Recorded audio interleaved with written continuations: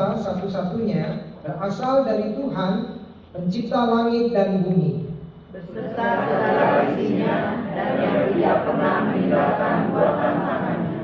Turunlah atas kita sekalian anugerah dan sejahtera dari Allah Bapa kita dan dari Tuhan kita Yesus Kristus.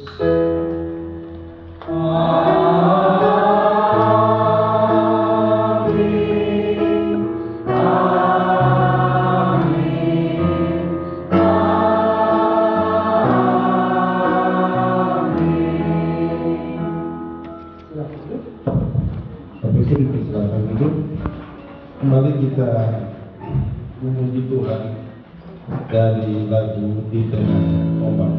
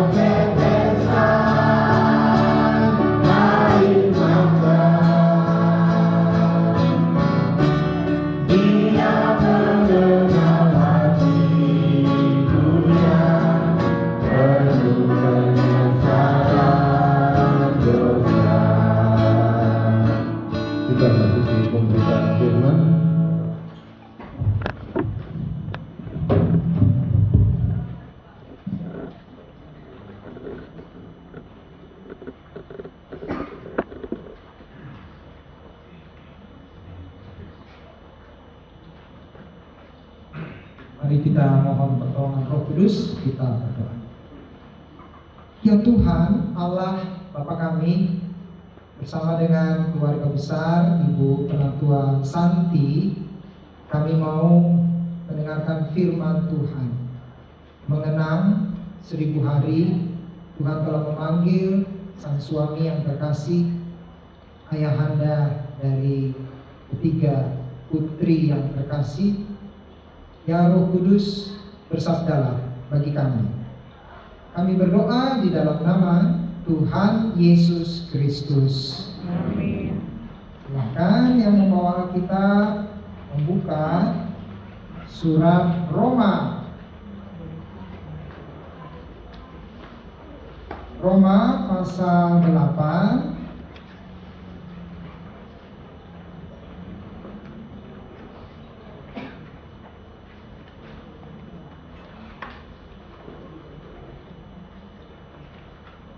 Roma pasal 8 ayat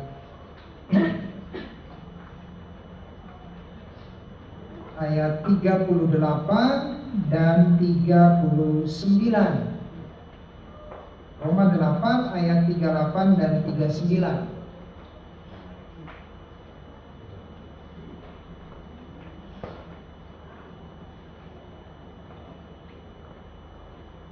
Sebab aku yakin bahwa baik maut maupun hidup, baik malaikat-malaikat maupun pemerintah-pemerintah, baik yang ada sekarang maupun yang akan datang, atau kuasa-kuasa, baik yang di atas maupun yang di bawah, ataupun suatu makhluk lain, tidak akan dapat memisahkan kita dari kasih Allah yang ada dalam Kristus Yesus Tuhan kita.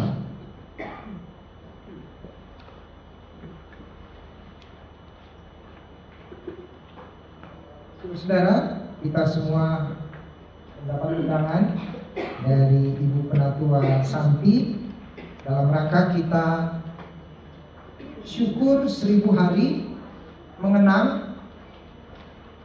Biasa kita kenalnya Pak Hansen ya, padahal namanya Kusnadi Jaya. Itu ya, Bapak Kusnadi Jaya. Ya, 1000 hari. Saya ingat waktu itu saya pas cuti besar, cuti 3 bulan.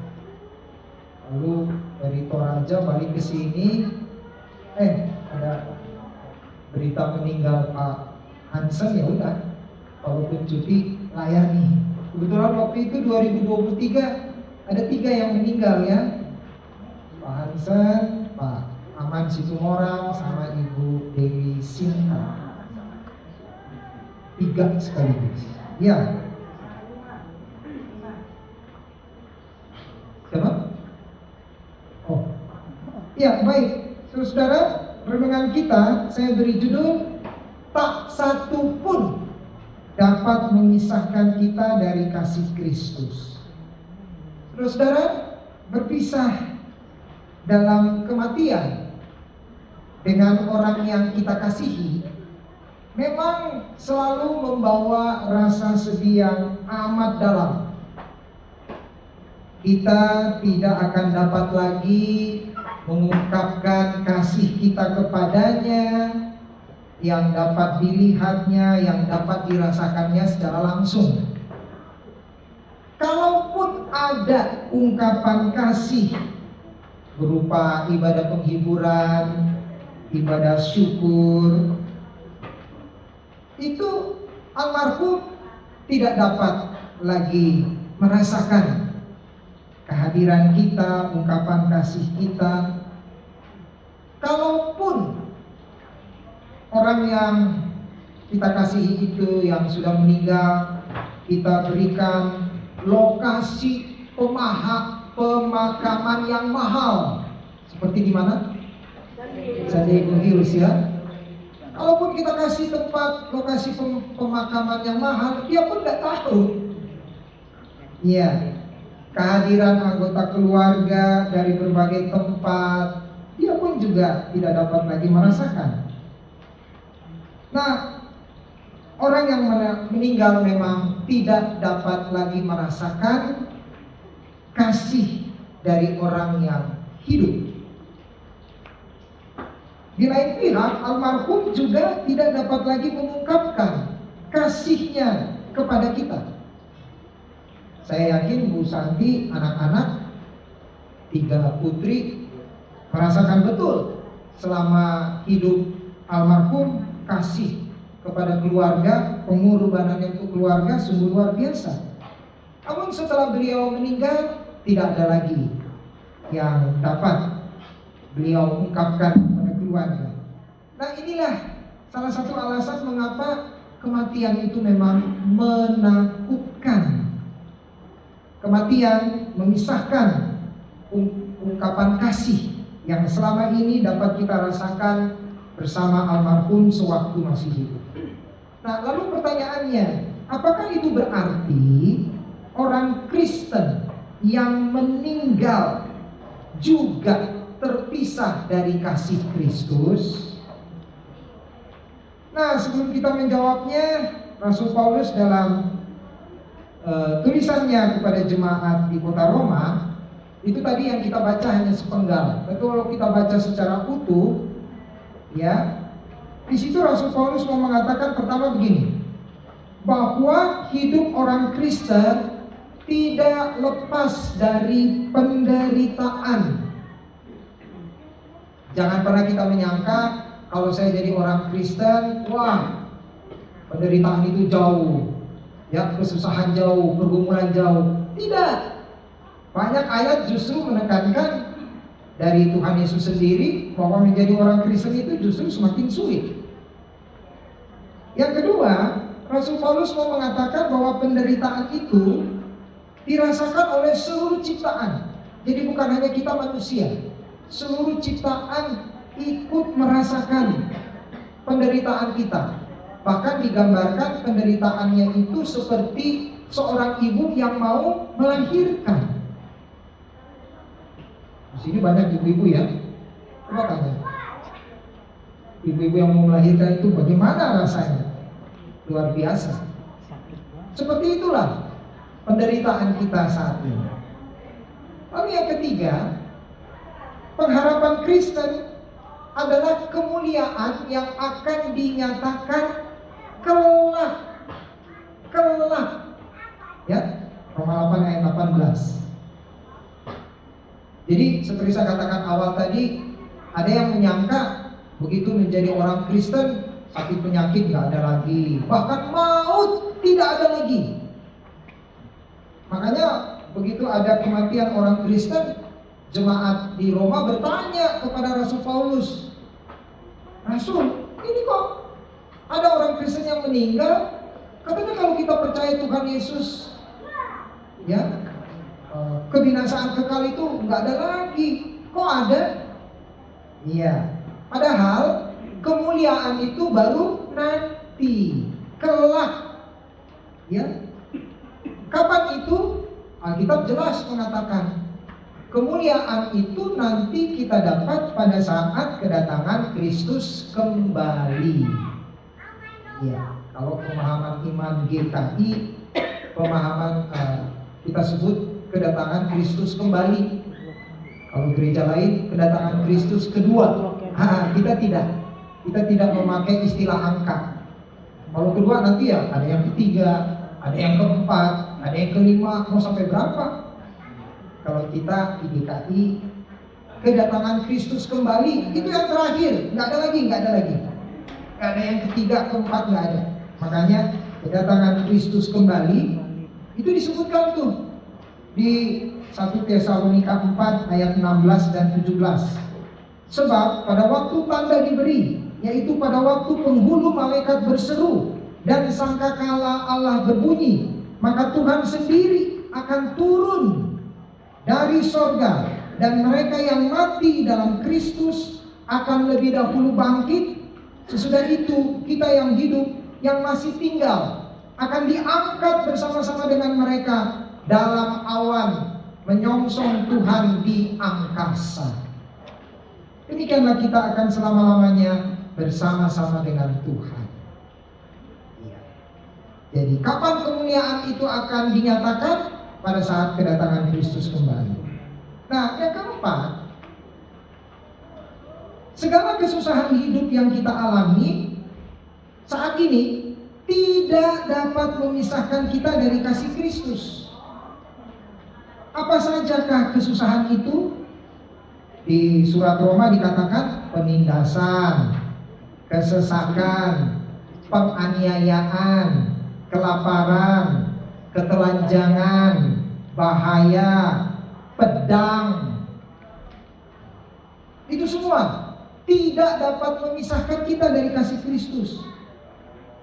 Kesusahan juga dapat terjadi karena kaum radikal yang menganiaya bahkan membunuh orang Kristen.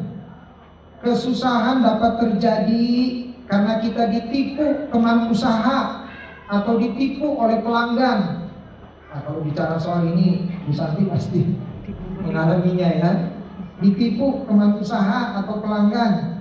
Kesusahan karena diperas oleh aparat keamanan atau aparatur sipil negara.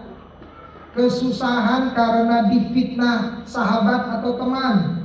Kesusahan karena perselingkuhan pasangan. Kesusahan karena penolakan masyarakat atau anggota keluarga karena kita sudah menjadi pengikut Kristus. Banyak lagi kesusahan bisa kita sampaikan.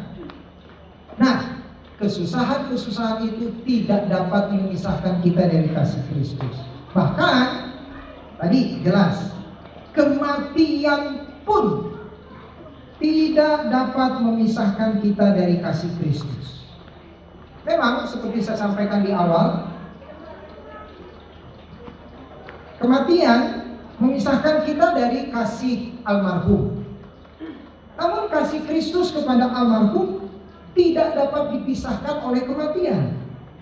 Apakah kematian karena kecelakaan, kematian karena bencana alam, kematian karena korban kejahatan, kematian karena perang, kematian apapun tidak dapat memisahkan kita dari kasih Kristus. Jadi kalau ditanya apakah kematian karena kecelakaan dapat memisahkan kita dari kasih Kristus? Tidak. Apakah kematian karena bencana alam? Tidak. Apakah kematian karena korban kejahatan dapat memisahkan kita dari kasih Kristus? Tidak. Sekali lagi, tidak ada yang dapat. Bahkan kematian bayi dalam kandungan atau bayi yang baru lahir itu juga tidak dapat memisahkan kasih Kristus darinya. Sama seperti kematian para lanjut usia tidak dapat memisahkan. Nah, pertanyaannya mengapa? Karena maut tidak berkuasa lagi. Itulah iman kita di dalam Kristus ya. Maut sudah dikalahkan. Itu di kisah kisah para rasul. 1 Korintus 15. Hai maut, di manakah kemenanganmu? Hai maut, di manakah sengatmu? Sengat maut ialah dosa, dan kuasa dosa ialah hukum Taurat. Tetapi syukur kepada Allah yang telah memberikan kepada kita kemenangan oleh Yesus Kristus Tuhan kita. Nah, jadi saat kita mengenang orang yang kita kasihi, memang kita sebagai yang masih hidup patut mengenangnya. Mengenangnya bukan dalam penyesalan, tapi mengenang bagaimana kasih dari kekasih kita selama hidup, bagaimana kepeduliannya, bahkan pengorbanannya untuk keluarga, itu yang kita kenal. Memang tidak semua manusia sempurna, maka tidak ada manusia yang sempurna ya, hanya Tuhan Yesus yang sempurna. Tetapi yang kita kenal bukan ketidaksempurnaannya, ya kelalaiannya, bukan itu, tapi kasihnya. Dan dalam kita mengenang, kita mengingat bahwa kasih Kristus menyertai setiap orang-orang percaya. Di dunia orang mati pun kasih Kristus ada di sana sampai nanti kedatangan Kristus kembali. Nah, mengakhiri khotbah ini saya mengajak kita menyanyi lagu Tak Satu Pun ya, seperti yang ada di teks ya.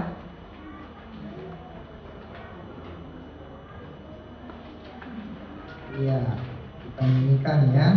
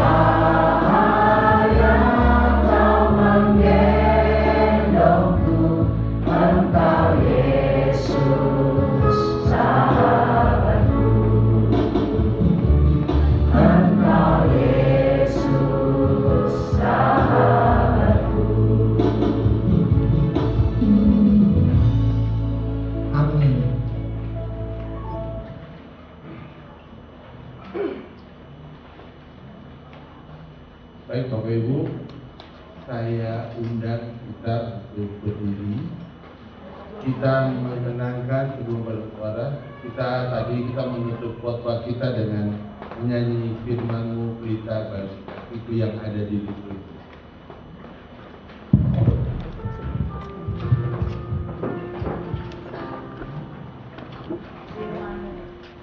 Firman-Mu berita baru kita.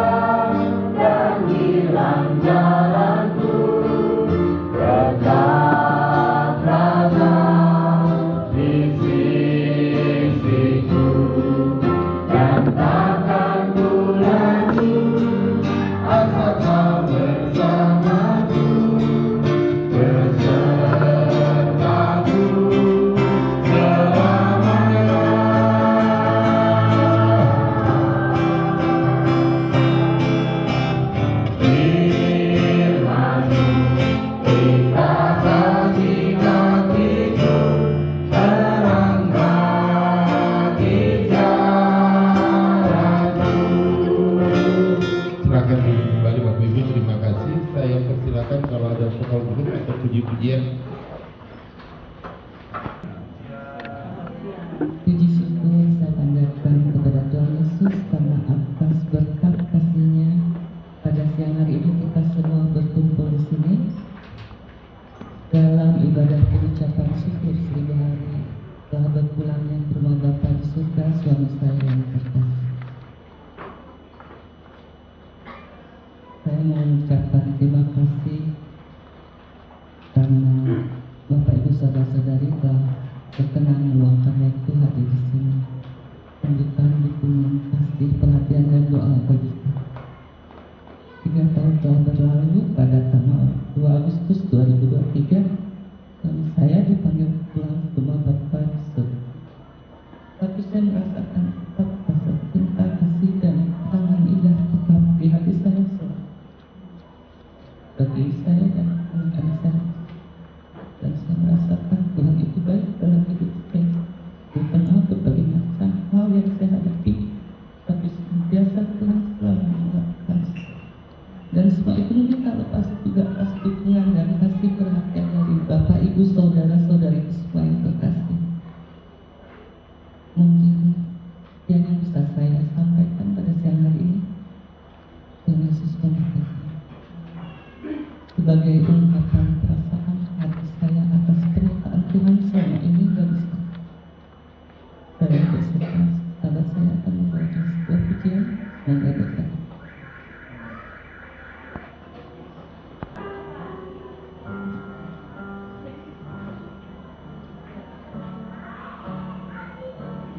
Penyertaan-Mu Tuhan, segalanya bagiku. Hadir-Mu di hidupku, terutama bagiku.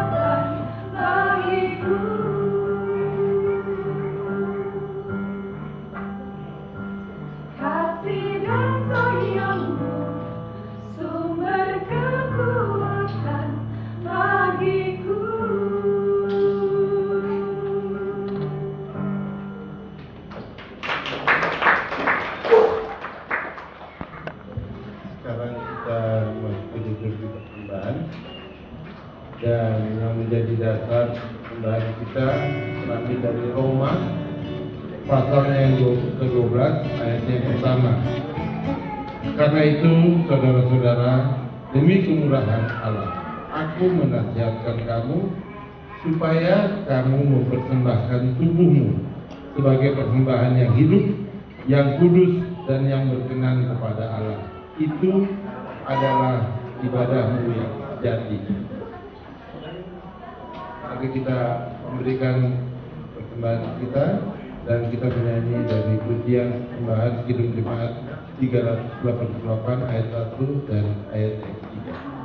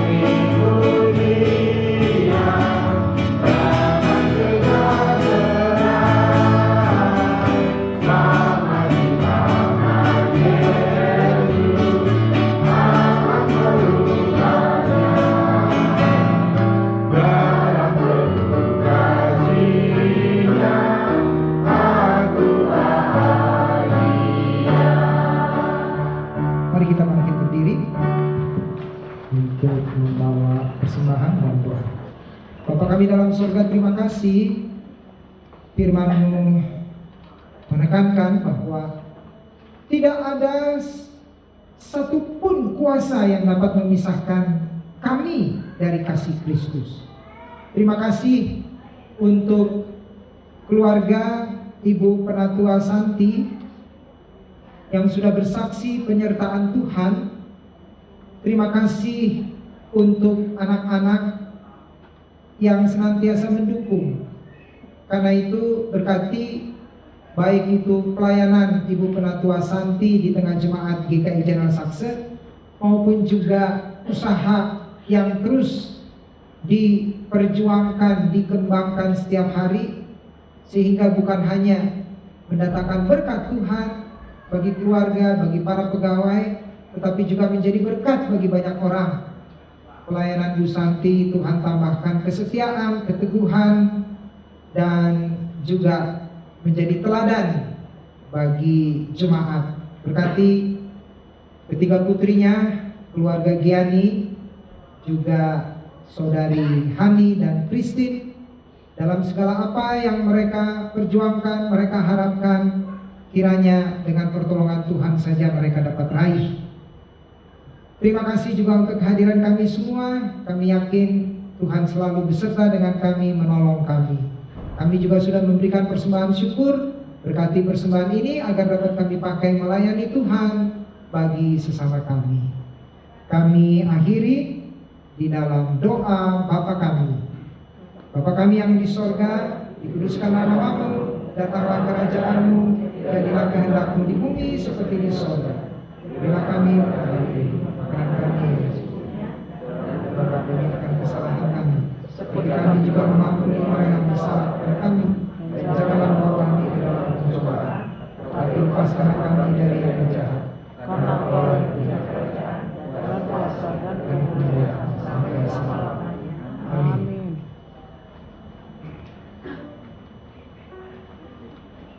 Baik Bapak Ibu, kita lanjutkan dengan menyanyikan pujian penutup dari Kidung Jemaat 392, Ku Berbahagia.